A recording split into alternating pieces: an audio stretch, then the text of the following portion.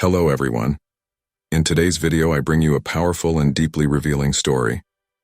We are going to meet Cassius Albright, a man who faced the darkest point of his life, but returned with a message that challenges everything we imagine about life after death. Cassius went through a near-death experience and discovered the surprising fate of those who take their own lives. What he discovered will completely change the way you view divine love and what religions hide about God. So, before we begin, make sure to like this video, subscribe to the channel so you don't miss out on any content like this, and hit the bell to receive all notifications. Now, prepare yourself for this transformative and eye-opening journey that will leave you speechless. My name is Cassius Albright, and I'm here to share with you a story that completely changed the course of my life. A story about pain, despair, but above all, redemption and unconditional love. I was born and raised in Fallbrook, California, a small town that, for me, never really felt like home. My journey began in turmoil. As a baby, I was abandoned by my mother, left behind like an unwanted object. If it weren't for the compassion of a neighbor who found and rescued me, who knows what my fate might have been. It was my grandmother Eleanor who took on the responsibility of raising me. She was a strong woman, but the burden of caring for a child alone proved too much for her. When I was still very young, Eleanor had a nervous breakdown, leaving me adrift once again in a world that seemed not to want me. From that moment on, I was placed in the care of relatives who, although they shared my blood, were strangers to me. They were extremely religious, but not in a way that brings comfort and love. Instead, they used religion as a tool for control and punishment. My Uncle Gregory, in particular, was the worst of them. He wielded his distorted interpretation of faith like a weapon, justifying his cruelty with out-of-context Bible passages and misinterpreted doctrines. Growing up in this environment was like living in an emotional prison. Each day was a struggle to maintain my sanity and sense of self. The harsh words, unjust punishments, and constant feeling of being an unworthy sinner eroded my young soul. I felt like a plant trying to grow in poisoned soil, struggling to find nourishment in a toxic environment. As the years passed, I developed defense mechanisms to survive. I learned to become invisible, to suppress my feelings and desires, but this constant suppression came at a high cost. On the outside, I was the quiet and obedient boy my relatives wanted me to be. Inside, I was a whirlwind of repressed emotions, doubts, and a deep sense of inadequacy. This was the foundation upon which I built my adolescence and early adulthood, an unstable foundation, full of cracks and weak points, that would eventually begin to crumble under the weight of years of unresolved trauma. Little did I know that this difficult journey would lead me to an experience that would challenge everything I thought I knew about life, death, and divine love. As I entered adolescence, the shadow of my past stretched ever further over my present. The years of emotional abuse and neglect had planted deep seeds of insecurity and self-doubt in my heart. As I watched my schoolmates navigate life with apparent ease, I felt like an observer on the sidelines, unable to truly participate. Depression became my constant companion, a dark presence that colored every aspect of my existence. It was as if I carried an invisible weight that dragged me down with every step. Waking up every morning became a battle, and finding a reason to continue seemed like a Herculean task. I tried to seek help, but the voices of my past echoed in my mind. "You are not worthy of love," they said. "This is just punishment for your sins." These lies, repeated for so long, had become truths in my troubled mind. As a result, I isolated myself more and more, building walls around me that even the most well-meaning could not penetrate. As my friends progressed in their lives, going to college, starting careers, forming relationships, I felt stagnant, trapped in an emotional swamp from which I could not escape. Each of their achievements seemed to amplify my own sense of failure. Envy and resentment mixed with my depression, creating a toxic cocktail of emotions that consumed me from within. It was in this vulnerable state that I began to seek escape in dangerous places. Alcohol became my refuge, a way to temporarily silence the voices of self-criticism that screamed in my mind. The medications prescribed for my depression became a crutch, and soon I found myself abusing them, desperately seeking anything that could relieve the constant emotional pain. I was in a downward spiral, falling ever faster into an abyss of despair. Each day seemed darker than the last, and the idea of a happy or fulfilled future seemed like a cruel joke.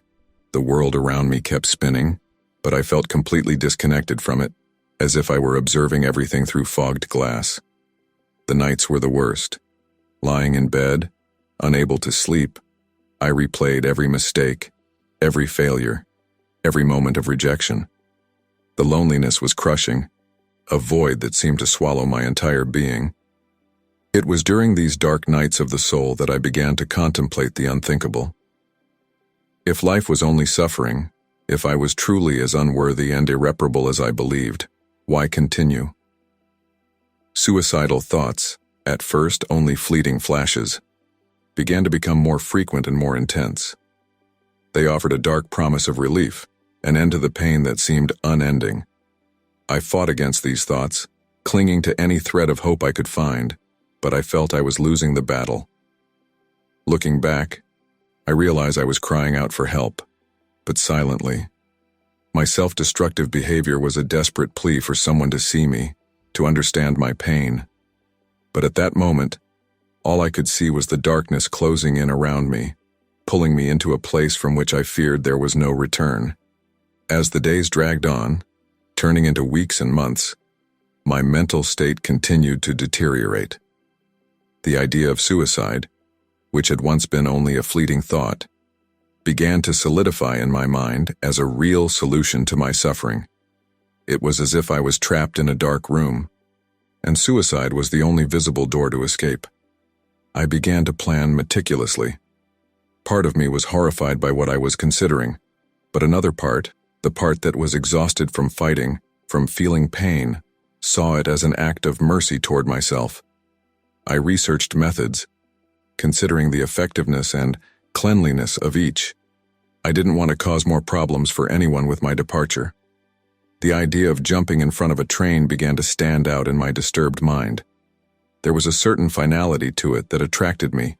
It would be quick, definitive. There would be no going back, no chance of surviving and facing the consequences, or worse, continuing to live with the same pain. As I crafted my plan, a strange calm began to envelop me. It was as if, by deciding to end my life, I had regained some control over it. I began to put my affairs in order, discreetly, of course. I wrote farewell letters, organized my few belongings. All of this was done with a coldness that, looking back, frightens me. During this period, my behavior must have changed enough for some people to notice. One friend in particular, Alex, began to ask more questions, wanting to show up more often. I could see the concern in his eyes, but I was so wrapped up in my own world of pain that I interpreted his concern as pity, or worse, as an intrusion. It was one night, after a particularly intense argument with Alex, that I decided it was time. He had come to visit me, insisting that I needed help, that things could get better. His words, though well-intentioned, seemed hollow to me. How could he understand the depth of my despair? How could anyone? The argument escalated. Alex, frustrated with my resistance, began to become more emphatic. I, on the other hand, felt a growing anger at him for trying to interfere, anger at the world for being so unjust, anger at myself for being so broken. In a moment of impulse, I opened the car door while it was moving and threw myself out. The impact was immediate and brutal. I felt my body hit the asphalt, my head ricocheting off the hard concrete. The pain was intense, but only for a moment. Then, something strange happened. The pain began to dissipate, not gradually, but almost instantaneously. It was replaced by a feeling of lightness that I had never experienced before. Suddenly, I found myself floating above the scene. I could see my fallen body on the ground, Alex running in panic to reach me, cars stopping. But everything felt distant, as if I were watching a movie. There was no fear, no pain, just a calm, detached curiosity. It was at that moment that I realized this was it. I had crossed some kind of threshold. I was no longer merely contemplating the end of my life. I was truly experiencing it. And to my surprise, it was nothing like I expected. There was no darkness, no emptiness that I so feared. Instead, I felt more alive and more aware than I had ever been. As I watched the scene unfold below me, a part of me wanted to shout to Alex, to tell him I was okay, that he didn't need to worry. But I had no voice, no physical form. I was just consciousness, floating free from the confines of my broken body. And then, as suddenly as it had begun, the scene began to dissolve. The physical world I knew started to fade away, replaced by something completely different. I was being pulled, or perhaps I was moving of my own volition, towards something beyond my understanding. I was about to embark on a journey that would forever change my perception of life, death, and myself. As the physical world dissolved around me, I was enveloped by a warm, golden light. It was as if I were being gently embraced by it. Every particle of my being bathed in this welcoming radiance. The sensation was indescribable, not just visual, but an experience that encompassed all the senses and beyond. In this new state, I realized I no longer had a physical body, at least not in the way we know it. It was as if I were pure consciousness, free from the limitations of flesh. There was no pain, no fear, just a profound sense of peace and well-being that I had never experienced before. Time seemed to not exist in this place. I couldn't say if I spent seconds or eternities in that initial state of transition. All I knew was that I was moving, or being moved, through a space that defied human comprehension. As I progressed, I began to glimpse other realities, dimensions that coexisted with ours but were normally beyond our perception. I saw colors that have no names in our earthly language, heard harmonies that no human instrument could produce. It was as if all the mysteries of the universe were revealing themselves before me, though I could barely comprehend them. At one point, I had the distinct sensation of passing through some kind of portal or threshold. It felt like emerging from a tunnel into a vast open space. The light, which was already intense, became even brighter, but somehow it didn't blind me. On the contrary, it seemed to clarify my vision, allowing me to see with a clarity I never imagined possible. In this new space, I began to sense presences around me. They were not physical figures, but entities of pure energy and light. Some felt familiar, as if they were souls I knew from other lives or dimensions. Others were completely alien, but no less welcoming. They all radiated a sense of love and acceptance that made me feel completely at home. It was at this moment that I realized something fundamental. I was not dead, at least not in the way I had always understood death. I was more alive than I had ever been. All the pain, all the suffering that had brought me to this point seemed so distant now, like a dream from which I had finally awakened. As I absorbed all of this, I felt an irresistible pull toward something even further beyond. It was as if my entire being was being called to an inevitable and profoundly significant encounter. There was no fear in this attraction, just an intense curiosity and a sense that I was about to discover something of cosmic importance. As I approached this presence, the light around me intensified even more. It was as if I was getting closer to the very source of all light and love in the universe.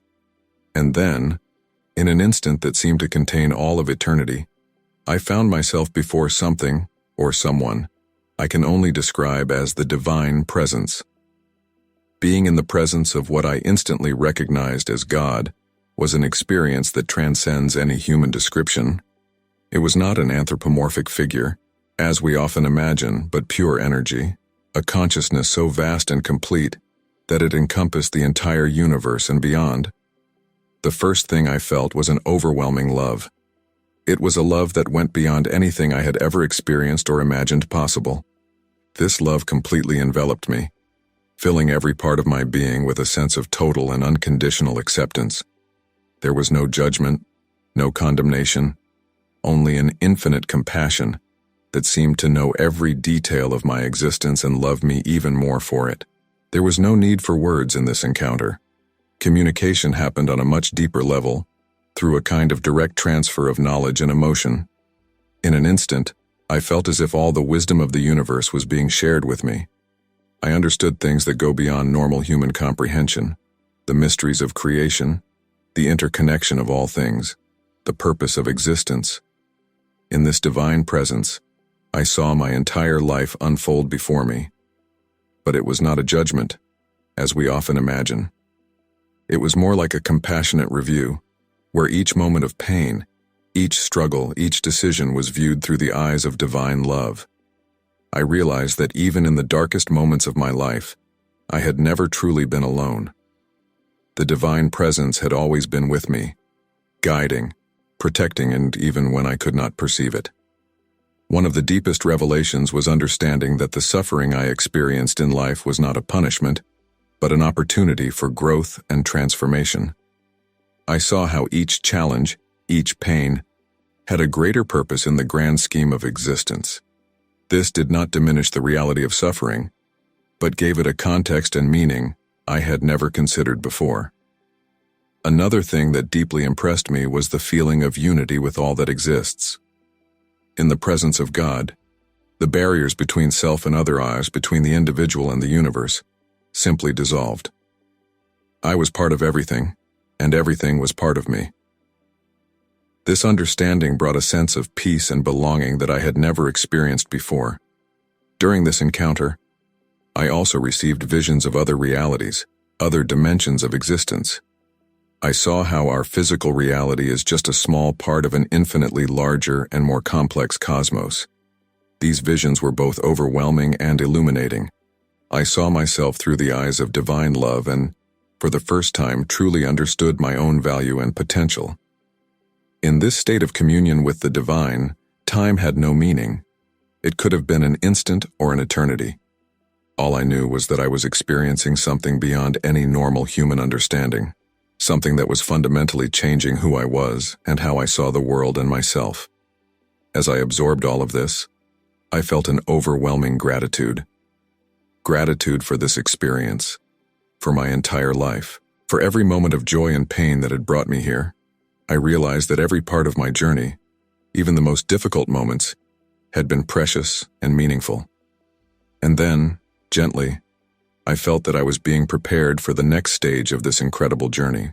There was more to be revealed, more to be understood.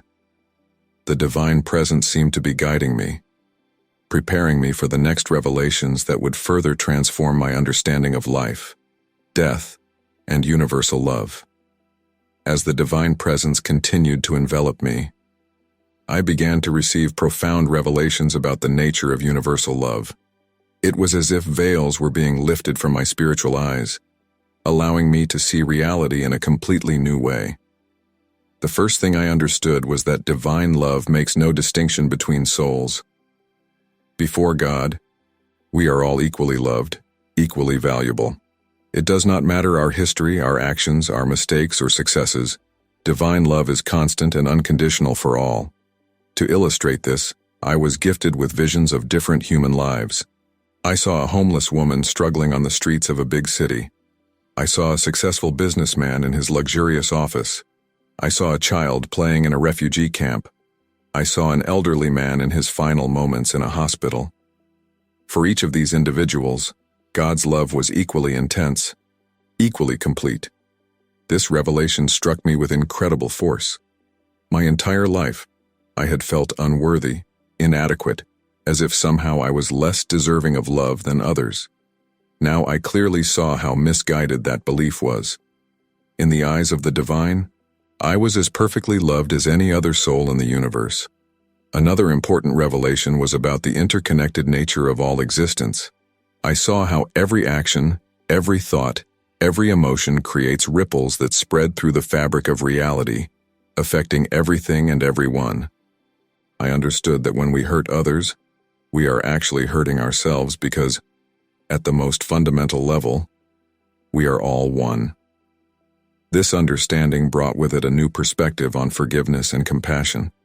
I saw how the judgment and condemnation we often direct toward others and ourselves are based on a limited view of reality. From the perspective of divine love, there is no room for judgment, only for understanding and compassion. One of the deepest revelations was about the purpose of suffering. I saw that the difficulties and challenges we face in life are not punishments, but opportunities for growth and evolution. Each painful experience carries with it the seed of an important lesson, of a necessary transformation. I realized that my own journey of suffering, the abandonment in childhood, the abuse, the depression, were not divine punishments, but crucial parts of my spiritual evolution. Each challenge offered me the chance to develop strength, compassion, and wisdom. Another significant revelation was about the nature of reality. I saw that the physical world we know is just a small part of a much larger and more complex existence. There are dimensions and realities beyond our normal understanding, all interconnected and all permeated by the same divine love. I understood that death, as we know it, is not an end but a transition. I saw how souls continue their journey beyond the physical plane, always growing, always evolving, always loved. This understanding completely removed the fear of death that I had been carrying. One of the most impactful revelations was about the power of love and positive thinking. I saw how our thoughts and emotions literally shape our reality. Love, in particular, has an incredible transformative power. I understood that by cultivating love in our hearts, for ourselves and for others, we can literally change the world around us. All of these revelations fused into a greater understanding that the universe, in its essence, is benevolent. Despite all the pain and suffering we see in the world, there is a greater purpose at work, a divine plan of love and evolution that encompasses all existence. As I absorbed these truths, I felt a profound sense of peace and acceptance. All the fears, all the insecurities I had been carrying seemed insignificant in light of this greater understanding. For the first time, I truly understood what it means to be part of something greater, to be loved unconditionally, to be whole. And yet, I knew there was more to be revealed. I felt that I was being prepared to understand a particularly important truth, one that would directly address the issues that had brought me to this point in the first place. As I continued to immerse myself in this transcendental experience, I felt that I was about to receive a crucial revelation, something that would directly address the act that had brought me here, my suicide attempt. It was as if the universe was preparing to show me a truth that would challenge everything I thought I knew about life, death, and the choices we make. The revelation came not as words or images, but as a direct and profound understanding that unfolded in my consciousness. What I saw and understood left me astounded. God, the universe, the source of all existence, whatever name we give to this divine presence, does not condemn the souls of suicides. This truth hit me like a beam of light, dissipating years of deep-rooted beliefs and fears. Throughout my life, influenced by the religious upbringing I had received, I carried the belief that suicide was an unforgivable sin, that those who took their own lives were condemned to some kind of eternal punishment. This belief had been one of the reasons I had struggled so much against my suicidal impulses, even when the pain felt unbearable. But now, wrapped in the unconditional love of the divine, I saw the truth with crystal clarity.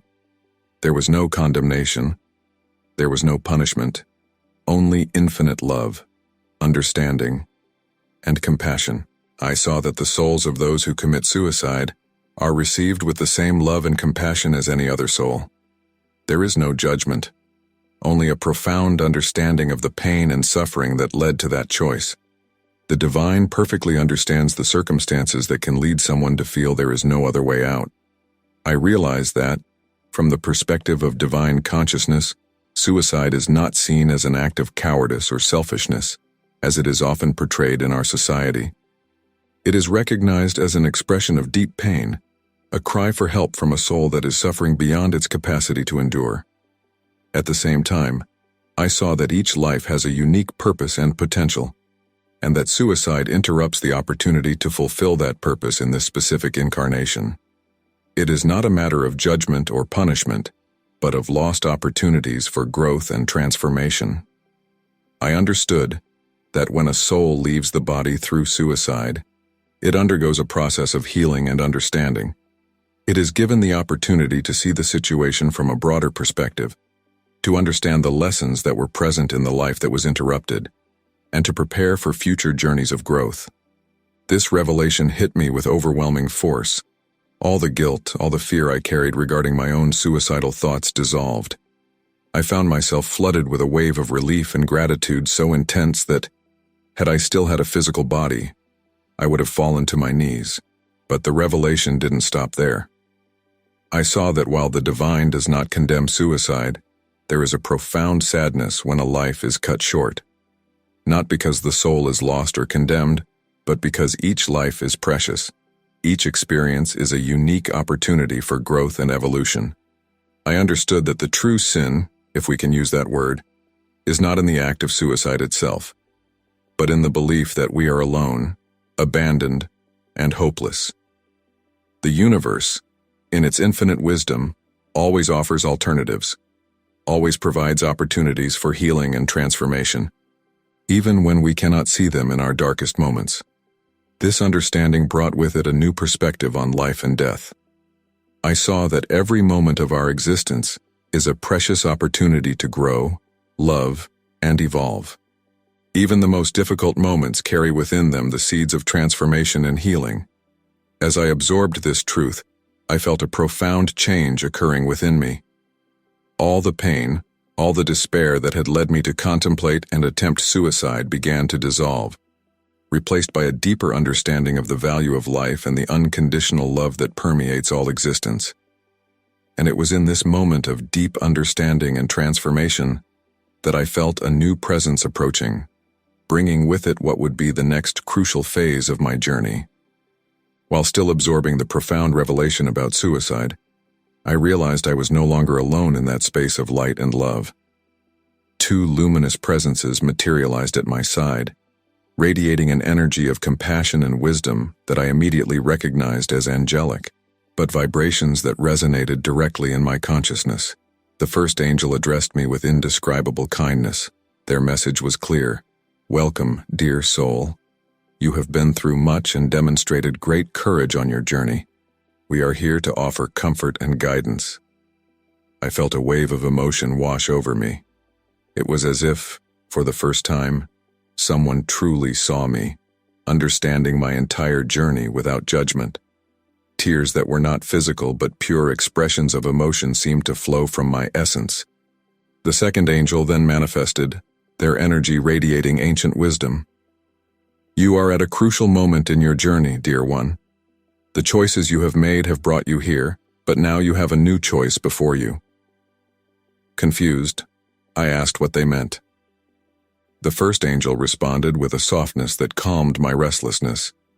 "You have the option to remain here, in this plane of existence, or to return to your earthly life." This revelation took me by surprise. Until that moment, I had not considered that there could be a choice. Part of me filled with joy at the possibility of staying in that place of infinite love and peace. The idea of returning to the pain and struggles of earthly life seemed almost unbearable by comparison. But the angels, sensing my hesitation, continued to guide me. The second angel spoke. "There is no wrong choice here. If you decide to stay, you will be welcomed with love. If you choose to return, you will have the opportunity to complete important lessons and possibly help others on their journey." As I pondered this, the angels showed me visions of what could be if I chose to return. I saw myself recovered, sharing my experience with others who were struggling. I saw myself bringing hope to those who, like me, had felt lost and desperate. The first angel added, "Remember, dear one, that if you choose to return, you will carry with you the understanding and love you experienced here. Your perspective on life will be fundamentally transformed." I felt deep gratitude for this guidance, but I was still hesitant. "How can I be sure I will be strong enough to face the challenges of life again?" I asked. The two angels seemed to merge into an even brighter field of light as they answered in unison, "You will never be alone. We will always be with you, guiding and supporting you, even when you cannot perceive us directly." The strength you seek is already within you, waiting to be awakened. In that moment, I felt a profound connection with something greater than myself. It was as if all the wisdom and love I had experienced were consolidating within me, forming a core of strength and purpose. I realized that while the peace and love I experienced in this spiritual plane were incomparable, there was something equally valuable in returning and fully living the human experience.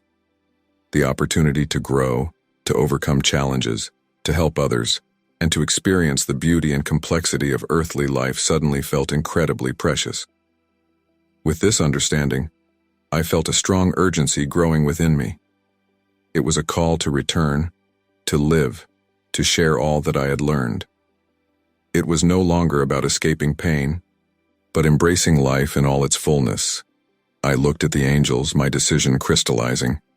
They seemed to smile, though they had no faces in the conventional sense, their energies radiating approval and love. "I'm ready to go back," I said, my voice, or rather, my consciousness, resonating with new determination. "There is much to be done, much to be lived." The angels nodded, their energies intensifying around me. "Remember," they said, their voices merging into a celestial harmony, "you carry with you the love and wisdom you experienced here. Your journey back will be one of transformation and purpose." As I prepared for the transition back to the physical world, I felt a mix of emotions, anticipation, a bit of apprehension, but above all, a profound gratitude for this extraordinary experience and the opportunity for a second chance at life. The angels began to withdraw, their luminous forms gradually dissolving, but before they disappeared completely, their last words echoed in my consciousness. "Go with love, dear one. Your light is needed in the world." And with that, I felt myself being pulled back, crossing dimensions, returning to the physical reality I had left behind. A new journey was about to begin. The transition back to the physical world was as intense an experience as the exit. It was as if I were traveling through a tunnel of light at breakneck speed, dimensions and realities flashing by me in a blur of colors and sensations. As I approached the earthly plane, I began to feel the weight of physical existence again. It was like putting on a heavy suit after floating freely in space. Physical sensations began to return, first a tingling, then an increasing awareness of my body. Suddenly, I was flooded by an explosion of sensations.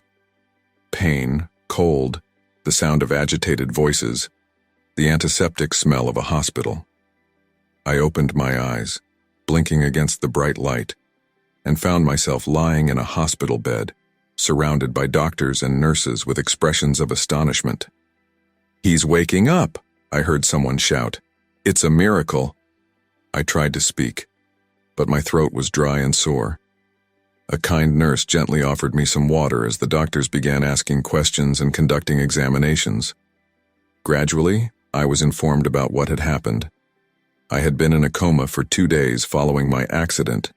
The doctors hadn't expected me to survive, let alone wake up without apparent brain damage. As they spoke, I tried to process everything. The experience I had, the encounter with the divine, the revelations, the angels, everything felt so vivid, so real. But now, back in the physical world, part of me wondered if it had all just been a dream, a hallucination caused by the trauma. However, as the days passed and I recovered, I realized that something fundamental had changed within me. The deep depression that had tormented me before the incident had vanished. In its place was a sense of peace and purpose that I had never experienced before. I remembered the words of the angels. "You carry with you the love and wisdom you experienced here." And it was true. Although the details of the experience began to fade a bit, like a dream that dissipates upon waking, the essence of what I learned remained with me. Physical recovery was challenging. My body had suffered significant trauma in the fall, and it took time to heal. But for the first time in my life, I faced the challenges with a new perspective.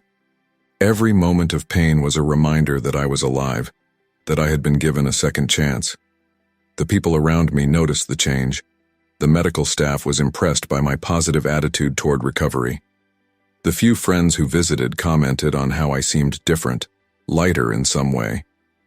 Alex, the friend who was with me at the moment of the accident, was one of the first to visit as soon as it was allowed. He entered the room cautiously, his eyes red from having cried a lot. When he saw me awake and smiling, he broke down in tears of relief. "I thought I had lost you," he said between sobs. "I would never forgive myself if—" I gently interrupted him. "It wasn't your fault, Alex. In fact, I should thank you. In a way, you saved me." In the days and weeks that followed, I began to share parts of my experience with those who were open to listening. I didn't share every detail. Some things felt too personal, too sacred to express in words. But I shared the essence, the unconditional love I had experienced, the understanding that each life is precious, the certainty that we are never truly alone. As I regained my physical strength, I began to think about the future. For the first time in my life, I felt that I had a clear purpose. I wanted to use my experience to help others who were struggling with depression and suicidal thoughts. I started researching support groups and organizations working on suicide prevention. I decided that once I was fully recovered, I would dedicate myself to this work. I wanted to be a beacon of hope for those who, like me, had felt lost in the darkness. As I prepared to leave the hospital, I reflected on the incredible journey I had experienced. From a place of despair so deep that it led me to attempt to take my own life, I had been brought to an experience of love and understanding beyond anything I could have imagined. I knew that the path ahead would not be easy. There would still be challenges, there would still be difficult moments, but now I would face them with a new strength, a new understanding. I carried with me not only the memories of my experience, but also the profound certainty of the unconditional love that permeates all existence. Upon leaving the hospital, I took one last look at the room that had been my home for the past weeks. I smiled, feeling a deep sense of gratitude. It was not the end of my journey, I realized. It was only the beginning. The months following my discharge from the hospital were a period of intense transformation and discovery. Each day brought new realizations as I integrated the lessons from my near-death experience into my daily reality. One of the first things I did was seek professional help. Despite the profound change I had experienced, I knew I needed support to process everything that had happened and to deal with the traumas of my past in a healthy way. I found a therapist who was open to discussing spiritual experiences, and our sessions became a valuable space to explore and integrate my new perspective on life. At the same time, I began to engage with support groups for survivors of suicide attempts and people dealing with depression. At first, I went just to listen, still feeling a bit unsure about sharing my story, but gradually, as I gained confidence, I began to speak about my journey. The reaction of people to my story was surprising. Some were skeptical, of course, but many found hope and comfort in my words. Seeing the relief in someone's eyes when I spoke about the unconditional love I had experienced, or the understanding that emerged when I explained that our struggles are not punishments, but opportunities for growth, this became a source of profound fulfillment for me. Years after that transformative experience, I see my life with a clarity and gratitude that once seemed impossible. Each morning, I wake up with a sense of purpose that permeates all my actions. The depression that once dominated my existence has not completely vanished. It still appears occasionally, like an old acquaintance. But now I have the tools and perspective to deal with it in a healthy and constructive way. My work as a therapist and speaker allows me to touch lives in ways I never imagined possible.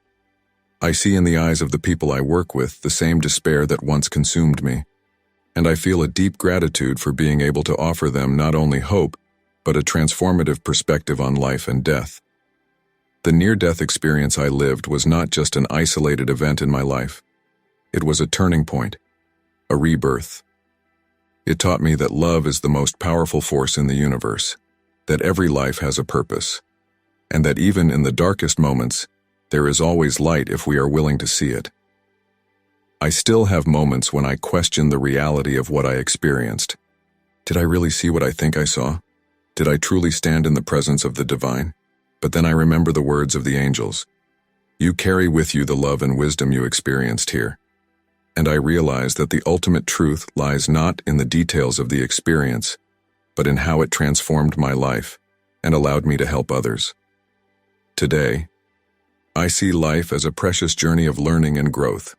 Each challenge, each joy, each moment of pain or ecstasy is an opportunity for evolution. I no longer fear death, but I also do not wish for it prematurely. Instead, I embrace each day as a gift, a chance to spread a little more light in the world. For those who are struggling, who feel lost in the darkness as I once did, I leave this message. You are loved, unconditionally and completely. Your life has value and purpose, even if you cannot see it right now. The darkness is not permanent, and help is available. Do not give up. My journey continues, and I know I still have much to learn and grow.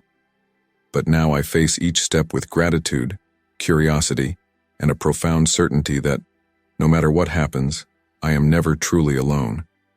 The near-death experience taught me that life is so much more than our physical existence. We are part of something greater, something beautiful and mysterious. And each of us has the power to make a difference, to be a beacon of hope and love in a world that often seems dark.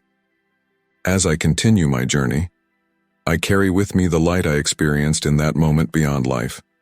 And my greatest wish is to share that light with everyone I meet, reminding each person of their intrinsic worth and the unconditional love that permeates all existence.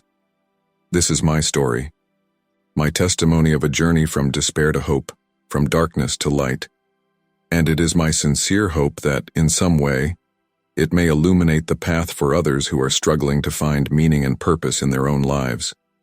Because in the end, I believe that is what life is about, finding light in the darkness, hope in despair, and love in all things, and always remembering that we are never truly alone. If you enjoyed this beautiful spiritual testimony, please like, comment your impressions, subscribe to the channel, and don't forget to activate the notification bell to watch each new video and help us spread this message to as many people as possible. Until next time.